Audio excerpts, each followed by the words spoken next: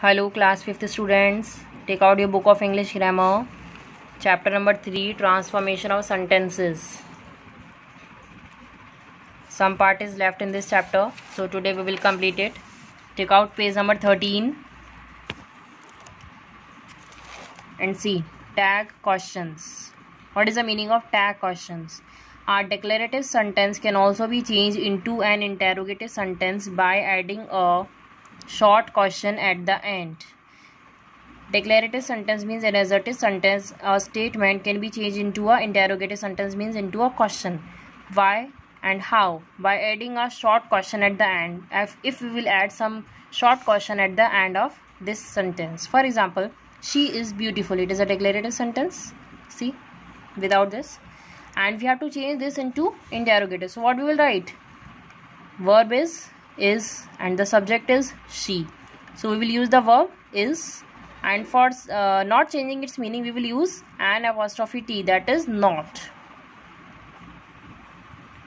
For the question text we will use an apostrophe T, isn't. Then we will write down the subject or the name, whatever is given here we will write down she, and then question mark at the end. So these short questions that we put at the end of the sentences are called tag questions, and this is known as tag questions. Tag questions contain a helping verb. It has a helping verb and a subject or a pronoun, and with it, whether it is subject, noun or pronoun, that is given in the question. Okay. Usually if the sentence is positive, the question tag is negative. If the question sentence is in positive without having not, so we have to change it into negative.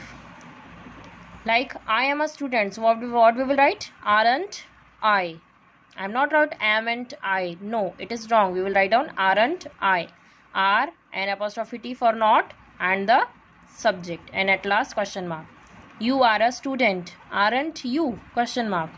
She is a student. Isn't she? Question mark. She was coming. Wasn't she? Question mark.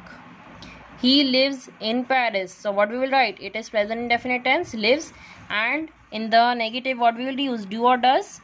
According to he we will use does, and then an apostrophe T for not, and then the subject he. Question mark. Okay.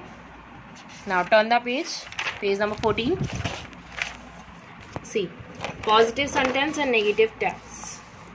They live in Paris. So what we will write? They live in Paris. It is in present indefinite also, because with plural we don't use S or ES here.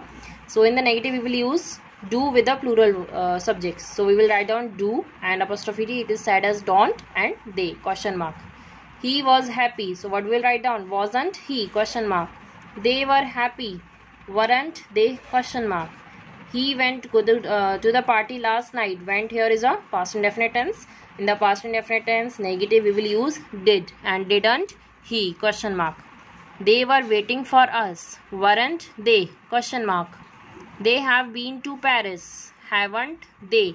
Question mark. He had gone home early. Hadn't he? Question mark. She will arrive early. Won't she? In this we will not down wouldn't she. For will we will use want. W-O-N apostrophe T, and then she? Question mark. He can help. We will write down can't he? Question mark. He must come today. Mustn't he? Question mark. Usually the sentence is negative. If the sentence is negative, so we will the question tag is positive. We will use the question tags in positive way. How? Let us see.